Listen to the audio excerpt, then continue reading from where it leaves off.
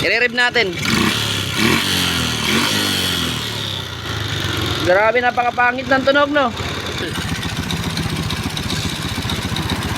Ito, napansin din natin, nahuhulog na yung kanyang kicker. Yan.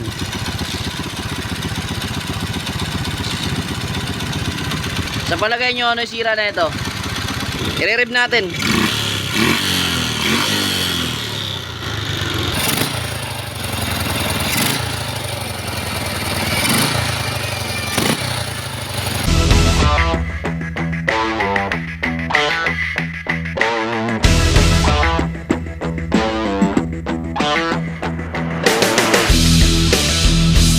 Honda Dash mga idol, may malubhang karamdaman, alamin natin.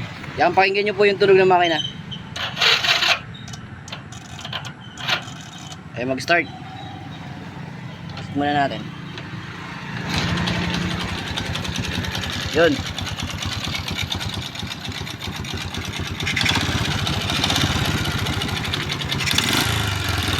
Pakasan mo ang tunog ng makina. Pakasan muna natin ng konti.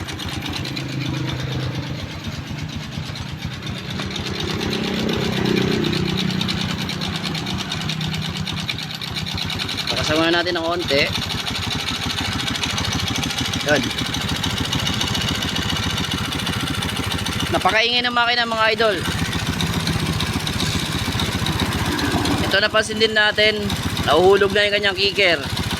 Yan.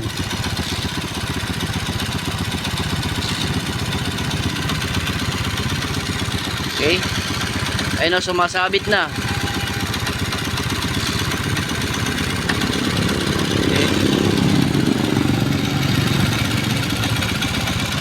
Sa palagay nyo, ano yung sira na ito? Honda Dash mga idol, napakaingay. Ang posibleng sira lang naman yan mga idol eh. It's either rocker arm, timing chain, mga guide, o kaya connecting rod, no? Kasi yung kanyang bore hindi naman mausok, no? Ayan. Okay, so ubuksan natin yan sa kabila, no? Titignan muna natin, titignan natin dyan yung timing chain nya. I-rev natin. Grabe, napakapangit ng tunog, no?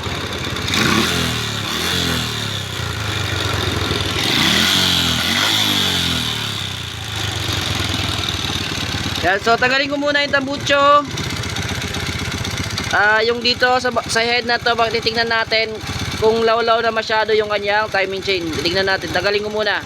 Mga idol, no, binuksan na po natin. Binuksan na rin po natin dito para makasigurado po tayo, no. Sa pag-check niyan mga idol, no, kung gusto mong pulido talaga, ang check mo talaga para makita mo talaga yung 100% na mawala po yung ganong klaseng tunog at malaman mo kung saan yung tunog na yon. Una dyan yung timing chain mga idol, no. Yan. So nakasilaw, pasensya na. Buksan natin yung light. Wait lang. Yun. So unang-una check natin yung timing chain kasi nakita ko mukhang maganda pa naman yung guide. Yeah. Okay, so ikutin natin. Yun. Nakita nyo ba? Yun, lumalaw-law yung timing chain sa part na yan. Yeah.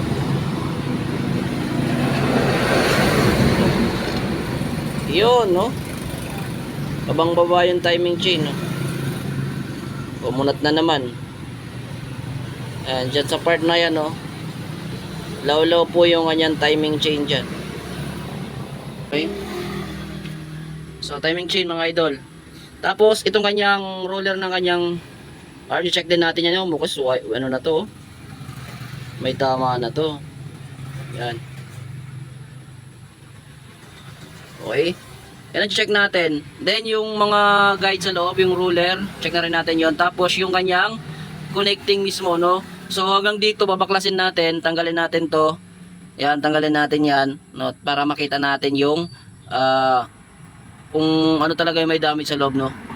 At pahabol ko lang pala sa motor na ito, no? Baka sabihin po kasi ng customer na tayo nakasira, tayo may yan, so pakita ko lang dito na ito po ay may tama no, na low straight, no. Ayan, ginawa na nga lang nila ng paraan. Pinudpod nila yung dulo. Papasin nyo dito po sa part na ito. Low straight po siya mga idol. Ayan. Kaya pala napapansin ko dito sa ilalim. Ayan, may oil. No? Yun. So magkabila, low straight din po yung isang dyan. No? Isa yan. Tapos nang binuksan natin ito ay malambot buksan. Ito yung kanya mga ano. Ni-repair na nga lang nila. Ayan. So mas maganda yung meron tayong video para makita ng customer. Baka maya tayo yung paghinalaan na tayo yung nakasira nyo, tayo naka-low straight, diba? Okay? So baklasin na natin. Yung mga idol na baklas na po natin at pansinin nyo po yung kanyang piston ring. Ayan, focus muna natin. Yun. Oh, hindi na gumalaw yung isang ring na ito. Itong nasa labas na ring ito. Ayan, oh. Yun. So kita nyo naman dito na kinaing na. Ito rin yung dahilan kasi sabi ng customer, minsan hard start daw, along-lalo na sa umaga. Kasi hindi naglalaro na maayos yung kanyang ring. Yung ilalim na part gumagalaw naman siya. Ito. Ayan, gumagalaw naman. Yung ibabaw na part dito yung may problema. So ito pa, may napansin pa po ako. Kaya nagaganyan yan. Dahil hindi siguro umakit na maayos yung oil. No, kasi yung kanyang pump, yung bomba, pansinin nyo, matigas. Yan. May ikot siya. Aray ko, susugatan pa tayo. Ayan mga idol, no. Umiikot siya tapos nag-i-stop. Ayan, no. Hindi na umiikot. Tigas na. Umiikot siya pabalik. Ayan. Tapos stop. Ganon din sa kabila. Ikot, then stop. Ayan, hindi na mabalik, no. Hindi na maikot. So hindi magbobomba yung oil nito mga idol kasi ito yung nagbobomba ng oil. So doon tayo sa kabila, papakita ko sa inyo yung pump. So ito yung naging dahilan kung bakit hindi umakyat yung oil dito, no. Hindi magbobomba ng oil dito. Tignan niyo yung butas na yan. Yung butas na yan pag may problema dito sa pump. So tingnan natin kung bakit nag-i-stack up dito sa kanyang pump. May tatlo po yung bolt. Yan.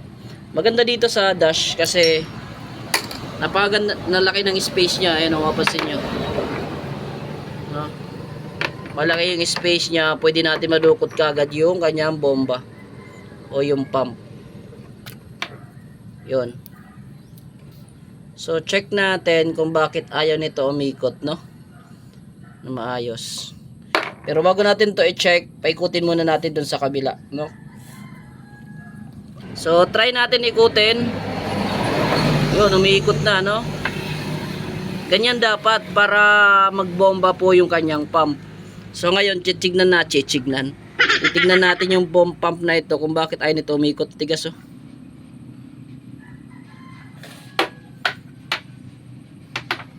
Kuha tayo ng screw.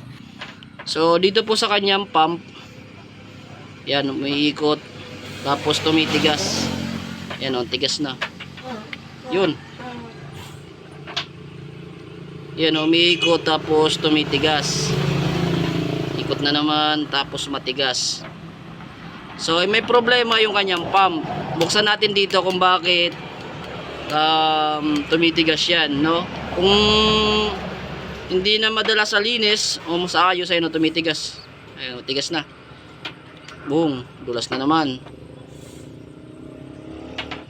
Ito yung dahilan kung bakit ayaw magbomba ng oil pataas. So pag hindi na natin ito madala sa linis, magpapalit si tropa ng oil pump. Okay, buksan muna natin dito.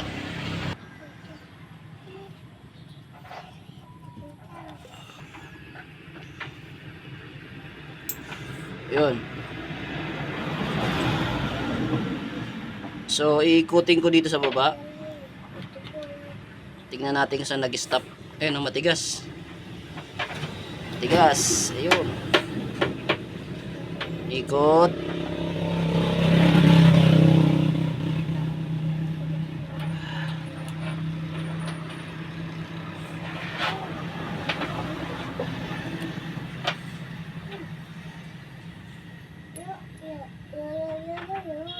So, wala namang sabit dito sa loob.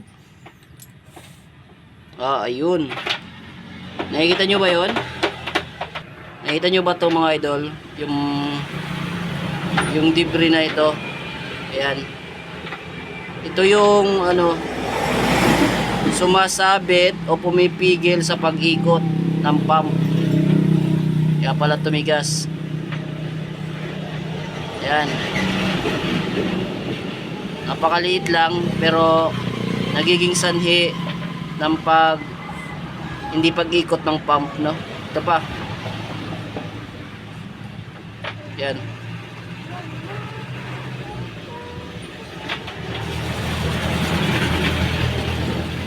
Okay. So napakaliit lang yan pero naging sanhi kung bakit ay umikot ng ating bomba. So balik natin. Try natin. No, kung hindi kasi nadala sa remedyo ay magpapalit ang bomba si tropa. Ikutin na natin. Yun, tuloy-tuloy na yung ikot, oh. Wala nang sabit. So ay mga idol, umiikot na. Ayan. So magbobomba na po yan ng ng langis. Ayan, pag umiikot to, iikot na yan, ayan, oh. O, diba? Sumasabay na siya. Alright. Pero magpapalit tayo ng timing chain kasi maluwag na yung timing chain nito. Okay? So, palit to. Tapos ito, tanggalin natin. Check pa natin yung kanyang connecting rod kung may tama eh. Tanggalin muna natin. Sa part na ito mga idol, kung mapansin nyo ay biniyak na po natin yung kanyang makina. Dahil nga po yung kanyang connecting rod ay may tama na. Hindi ko napakita sa video kasi dinala kaagad ng may-ari nung nabaklas po natin. No, bibidyoan ko pa sana, tutuktukan ko. Kasi merong daw po siyang connecting rod o sigunyal na na available doon po sa kanyang tropa. Kaya dadalhin niya muna, no? Kukunin niya muna, titignan niya kung magkaparehas. Sabi ko kunin mo na lang, pero dinala niya talaga. At ito, sasalpak na namin yung sigunyal na dinala niya. At saka bore, kasi may dinala po siya bore, sigunyal, tsaka head, no? Pang 125 na dash. Ayan mga idol. So ito, initin na natin at sasalpak natin yan dito. No, pinapainit muna natin yan para mabilis pumasok. Ayan. So painitin natin na maayos para pagsalpak natin ay suwabing-suwabe mga idol. Alright.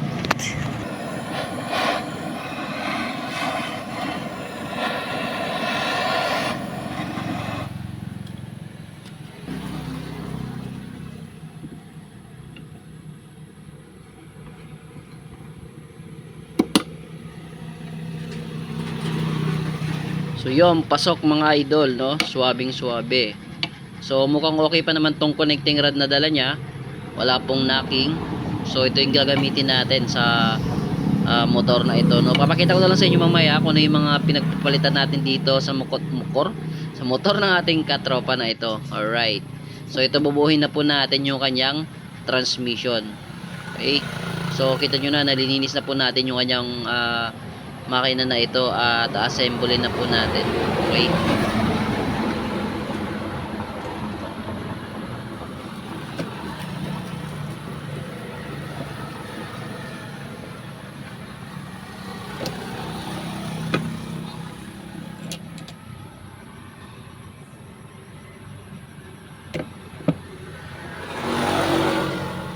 Yon, pasok. At sa part na ito mga idol, mas maganda yung ina-assemble mo na siya ipasok para dire-diretso na, no? Pagsalpak na lang. Ayan. So medyo madulas ay dahil mainit pa po yung case sinalpak natin ito. Ayan, kaya magano lang po tayo ng basahan, baka may madikit po tayo sa case na mainit. Alright. Yan, kasi sabi ko sa customer, mamaya na dapat. Pero nagmamadali, kaya sinalpak na natin. Yan. Okay na po yung transmission. Next na isasalpak naman natin dyan yung kanyang kicker, mga idol. Right, ayan o. Ikot, tapikutin muna natin. Yun, sasalpak. Papasok natin yan dyan sa butas na yan. Alright. Okay, dito po tayo nag-assemble. Dito tayo mag-assemble sa side po sa side na pisngi po yung walang engine number, doon po tayo mag-assemble. Ayan, dito naman po sa kicker, papasok naman natin sa butas yan. Itong stopper na yan, mga idol. Pasok natin yan dyan. Tapos, ikutin natin ng bahagya. Ayan. Diba to? Para mas mabilis. Mga idol, ayan. Papalsak natin yan dyan sa butas na yan. Yun, sa butas na yan, mga idol. Ayan, oh. Pasok natin, tas ito naman, salpak natin dyan. Yun. So, ganun lang siya kasimple. Alright na yan. Siyempre, wag natin kalimutan dito yung gear indicator, mga idol. Ayan, gear indicator dyan. Tapos, yung mga washer, wag kakalimutan yung mga washer sa ibabaw. Ayan, mga idol. Ayan, para hindi na tayo mag-ulit baklas. Tapos maglalagay po tayo ngayon na liquid gasket. Kasi nga po, yan po ay wala pong gasket dito, no? Wala pong center gasket to rito. Kaya liquid gasket yung nilalagay po natin dyan mga idol. Ayan, no? Alright tayo dyan. Okay? So, palibutan po natin ng liquid gasket.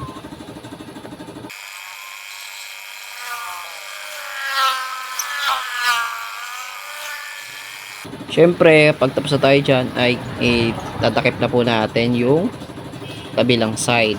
Okay? So, yung mga idol, no, at iba na po yung tunog ng makina ng ating katropa, no? Nawala na po yung mga kalampag, lagatik sa loob. Ayan, so yung narinig nyo, parang sumisinga yung carburetor yan kasi wala po siyang air filter, no? Wala siyang air cleaner, mga idol. Ayan, kaya parang sumisinga. So, yung makina ay tahimik na po.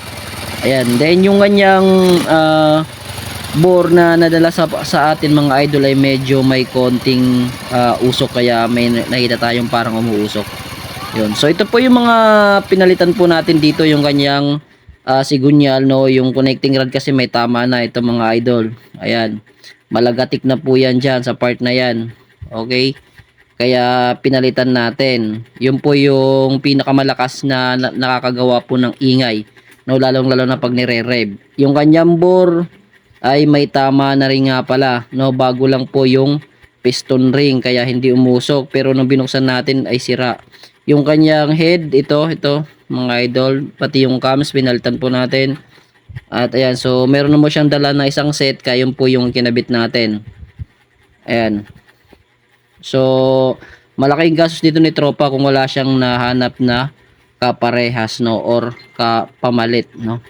Yan. So may dala po siyang surplus na dinala po siya sa atin. Okay, so head, bore, at saka yung connecting, tapos yung timing chain, nagpalit din po kami. Ito po yung kanyang piston, no. Wasak na wasak. Ayan, winasak ko na kasi sumikip po yan sa part ng connecting. Pinukpok ko para matanggal lang. Kala ko okay yung connecting, no. Damage pala. Okay, tapos yung timing chain, mga idol, nagpalit din kami yan. Ayan, so yan po yung pinalit namin. Ito po yung mga parts na pinalit namin sa makina na ito ni tropa, kaya nawala po yung kalansing. Ito po yung timing chain. So kung wala siya namang ganito, ipapalitan lang natin dyan yung connecting, no, yung timing chain, tapos yung bore, ipaparibor lang sana natin, no. Meron naman siyang dalang pamalit, kaya ito na yung kinabit natin sa motor ng ating idol. Ayan, so ganito lang muna yung video natin, mga katropa. Sana may nakuha kayong tips at kalaman kung saan nagmumula yung tunog na ganong classic ingay ng makina sa mga ganitong klaseng engine. Ayan, so dito lang muna tayo. Sana nagustuhan nyo yung ginawa nating video. Sana may nakuha kayong tips at kaalaman sa video na ginawa natin ngayon. Baka naman pwede pahingin ng isang subscribe dyan, no. Ayan, pahit na rin ang ating notification bell para lagi tayong updated every upload natin dito sa ating YouTube channel. Ayan, so dito lang muna tayo. Peace out muna. Bye bye.